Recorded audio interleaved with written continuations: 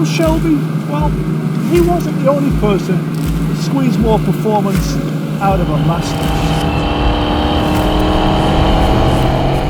This is our production area. Looks like a bunch of Mustangs to me. And that's good. If you wanted Mustangs, you came to the right place. I came to the right place.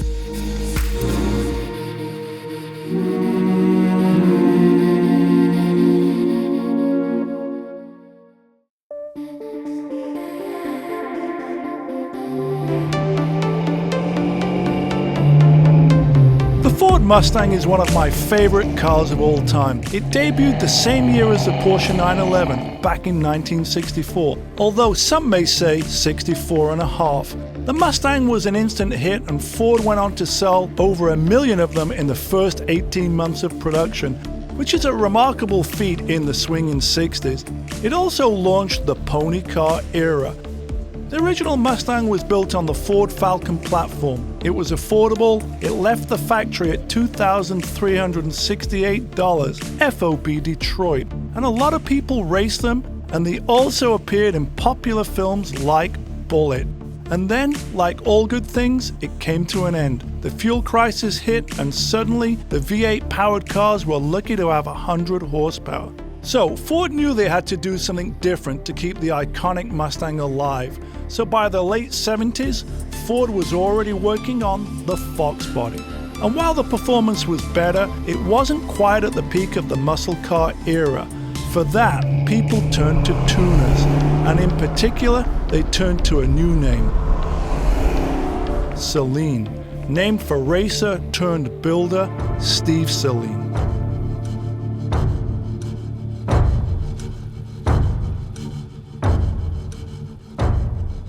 This is our production area. So what is going on here? These are obviously modified or in process of modification. Yes, 1984 was our first year for the Saleen Mustang. We've actually done over 30,000 vehicles, so that's a lot. That's a lot. Years. Yeah. And has the customer changed at all?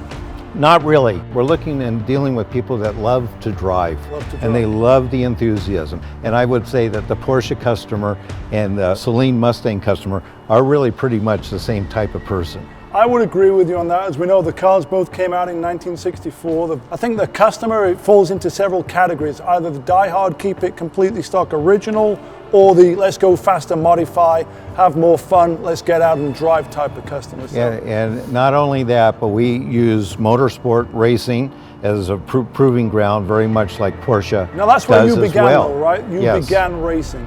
Steve Saleen, like Carroll Shelby, got his start racing and building cars. In fact, Steve won his first race in a Shelby Mustang before working his way up through the SCCA and competing in the open-wheel Formula Atlantic Series and winning the Pacific Coast Championship.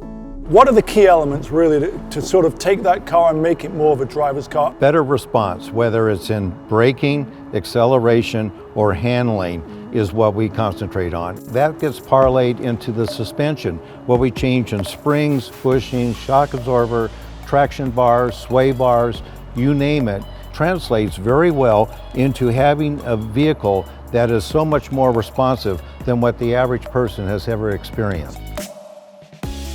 So Steve, you've been modifying Fords for 37 years. How did you form that first relationship with Ford? By beating Ford on the racetrack is how we started back in 1982 with Pontiac and Ford Motor Company. I was with the team that we won the championship in 1982 at the expense of Ford Motor Company. And I got to know, though, the guys from Ford Motor Company, and they said they're going to start building special edition vehicles. And they said, we're going to do a Mustang. And I said, oh, perfect. I said, I've had a lot of experience in Mustangs and won my first race in a Shelby Mustang.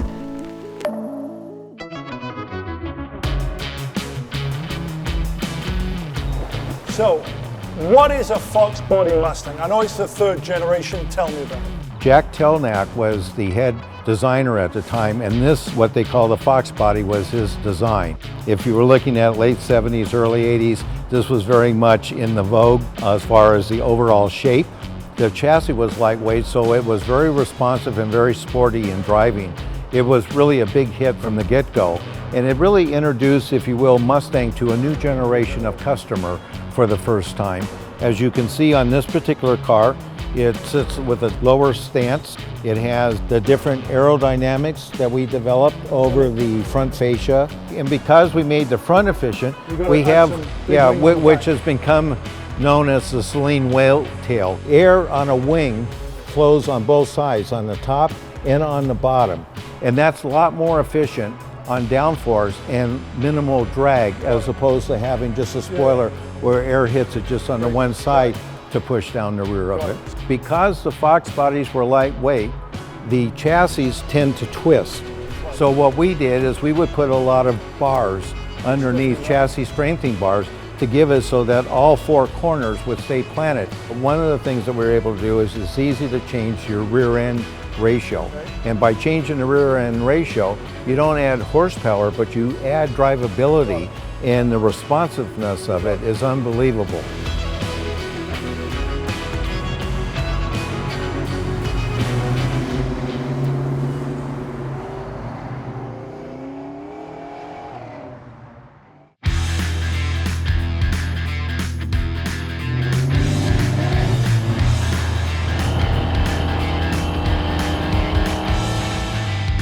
So, Steve Saleen, he's more than just a guy that tunes Mustangs. You know, I feel he might not be recognized the way he really should be recognized, because he's an all-rounder, racer, engineer, fabricator, builder, developer. And his performance modifications were developed on the racetrack in the classic sense of race on Sunday, sell on Monday. Not so much performance out of the power plant, but performance from aero and suspension. Handle better, go faster, put the power down type of performance upgrades. Wind tunnel tested, you know, it's got the iconic big biplane rear wing there, front re-profiled splitter diffuser bumper. That's the first thing I noticed. The steering is direct and precise. And obviously it's more than just the Momo steering wheel in my hand. It's a revised geometry, the suspension, the rack and pinion steering. Steve actually went to a slightly wider wheel with grippy rubber.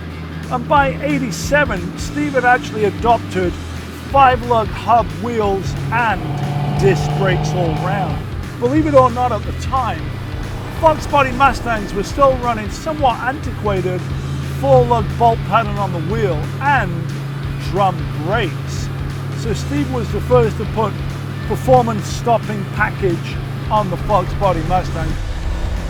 By the early 90s, Steve was supercharging the Fox Body Mustang. Probably around the same era that Vanilla Ice was making his iconic video cruising in that white one with the rag top down. But I will say the car feels spirited, it feels light and direct, it's nimble. It's got a close ratio short shifter, so there's no delay between swapping cogs. You know, it inspires you to push on, dive in a little bit deeper, get to the throttle a little bit earlier. All these things that enthusiasts love about a spirited drive on your favorite canyon road.